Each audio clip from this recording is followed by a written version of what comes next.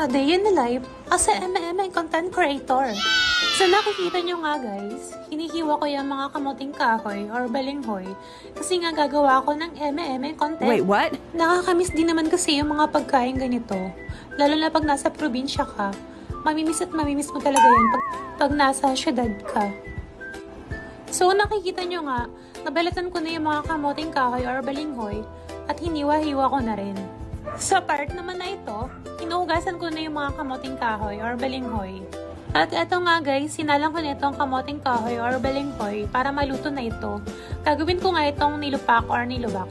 Wait na lang natin itong maluto ng 30 minutes or 40 minutes. A few moments later. At ito naman guys, ay luto na ang mga kamuting kahoy or balinghoy. Ayan. Sinaling ko naman nga ito sa plato upang lumamig na ito. At mamaya, dudurugin ko nito ng bonggang-bongga. Uy! Oh, wow! So dahil nga wala kaming lubakan or lupakan, ito yung naisip ko. Ayan. Pangdagdag ng mga sangkap. Pwede na siguro yan. Nakikita nyo guys, mano-mano kong dinudurog yung mga kamuting kahoy or balinghoy para maging nilupak or nilubak. Ayan guys, durug-durugin lang yung mga kamuting kahoy or balinghoy para maging nilupak. So gawa-gawa na lang tayo ng mga eme-eme, mga paraan para makakain tayo. At ito na nga ang finished product ng aking nilubak or nilupak. Ayan, tikman nyo guys, mukhang masarap.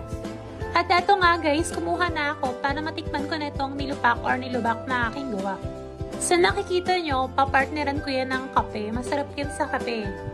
So kainan na guys. Tikman nyo po ang aking gawa.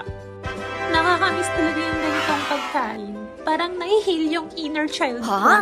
Hoy! Inner child! Hanggang dito na muna ang aking eme content. Thank you for watching!